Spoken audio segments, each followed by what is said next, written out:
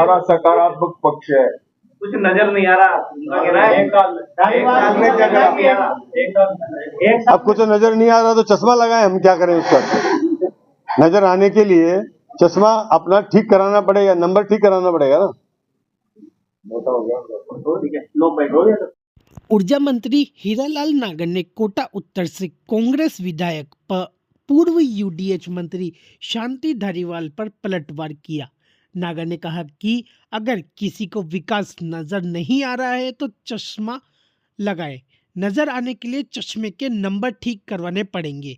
बता दें, धारीवाल ने कहा था कि सरकार 1 साल के कार्यकाल में कुछ काम नहीं नजर आ रहा। हीरालाल नागर ने सरकार के 1 साल पूरे होने पर कोटा में युवा महोत्सव कार्यक्रम में भाग लिया।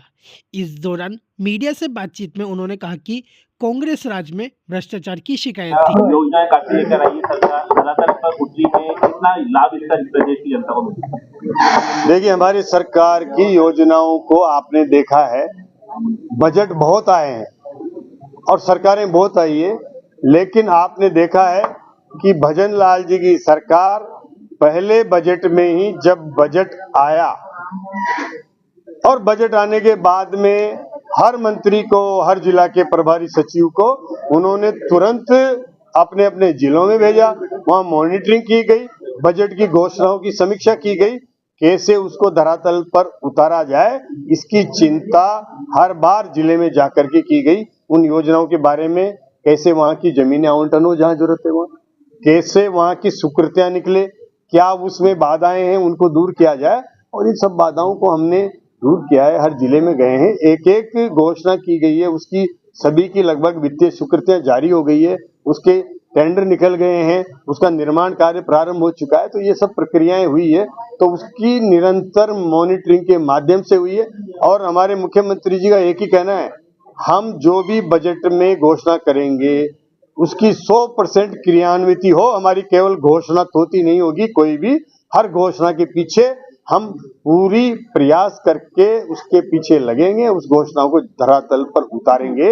ये हमारा पहला सिद्धांत है। इसी तरीके से आपने देखा है, हमने सरकार संभाली तो कोई भी सरकार आने के पहले एक देखती है कि हमें क्या करना है। उन्होंने 3 महीने के अंदर भजन लाल जी ने, मुख्यमंत्री जी ने ये तय कर दिया कि हमें यहाँ पर राइजिंग राजस्थान ग्लोबल समिट आयोजन करना है। उसके लिए उन्होंने देश में कई जगह, दिल्ली, मुंबई, कई प्रदेशों में गए, वो विदेशों में गए और वहां पर रोड शो किए। और उसके माध्यम से आज देख रहे हैं कि जब वो विदेशों में जा रहे थे, जब रोड शो कर रहे थे, विपक्षी एक उनको टारगेट कर रहे थे, मजाक उड़ा रहे थे। लेकिन आज देखा आपने कि 35,000 करोड़ से ज्यादा का जब यहाँ पर एमओयू है, तो मुख्यमंत्री जी ने कहा है हम इन एमओयू को धरातल पर उतारेंगे। एक हमने ऐप बनाया है, अधिकारियों को जिम्मेदारी दी है, एक एक अधिकारी एक एक एमओयू के पीछे लगेंगे, उनको आने वाली समस्याओं का हम समाधान करेंगे। हर विभाग की एक कमेटी बना करके, और उसमें तुरंत उसकी जो चाहिए उनकी समस्याएं, उनका समाधान हो, उनकी स्वीकृतियां तुरंत जारी हो, इसकी मॉनिटरिंग करेंगे। और आने वाले हम 11 दिसंबर जो आएगा 2025, उसमें 1 साल के अंदर हम जो एमओयू के उसका लेखा जोखा भी हम रखेंगे।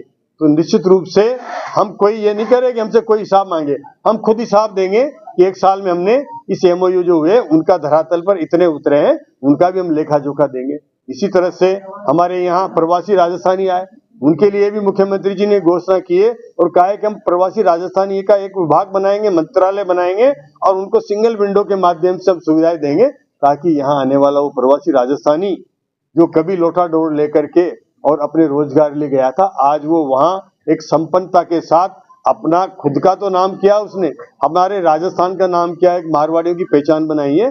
उनको भी आग्रह किया हमने, अब वो पधारो हमारे देश, अपने प्रदेश आए, यहाँ पर आकर के वो इन्वेस्ट करे। अब राजस्थान में भी जो व्यक्ति यहाँ से कभी 50 रुपए लेकर गया हो, केवल लोटा डोर लेके गया हो, गाड़ी बैल लेके गया हो, आज वो वहां का मल्टी मिलियन है, कई मतलब करोड़ अरबपति है, वो राजस्थान आएगा और यहाँ इन्वेस्ट करेगा। तो देखो उसमें दिमाग है, उसके पास पैसा है, वो यहाँ भी इन्वेस्ट करेगा तो यहाँ भी वो कमाई करेगा। इसलिए राजस्थान के लिए भी उनका योगदान हो, इसके लिए हमने राजस्थानी सम्मेलन किया है, उसमें उनको आग्रह किया है और उनके लिए अगले साल वही 10 तारीख को जिस दिन समिट हुआ उनका, उसी दिन राजस्थान प्रवासी दिवस मनाएंगे, उनको सबको बुला के और उनको भी यहाँ हर वर्ष ये दिवस मना करके उनको स्वागत करेंगे, ताकि उनका अपने प्रदेश के लिए, अपने देश के लिए, अपनी माटी के लिए वो यहाँ आए और अपनी माटी की खुशबू में वो आकर के और यहाँ भी इन्वेस्टमेंट करें।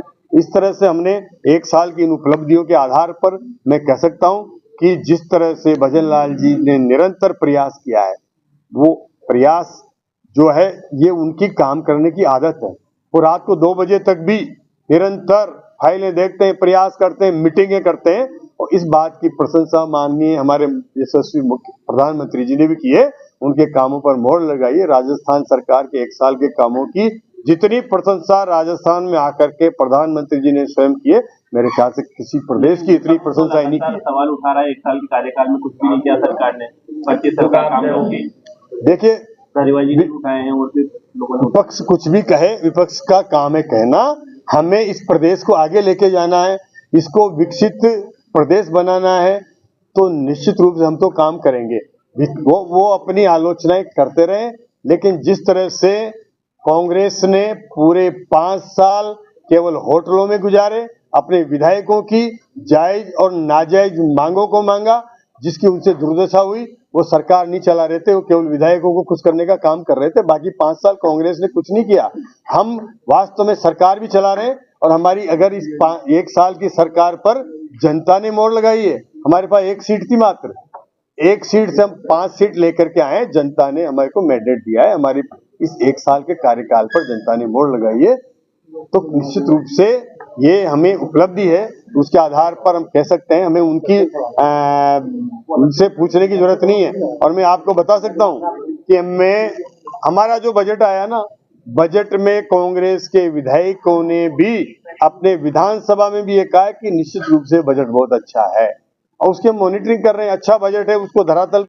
भ्रष्टाचार की जांच एक प्रक्रिया है। उस प्रक्रिया के तहत हम किसी भी बड़े खड़े हुए इंफ्रास्ट्रक्चर को इस आधार पर नकारा नहीं कर सकते हैं कि भ्रष्टाचार हुआ है।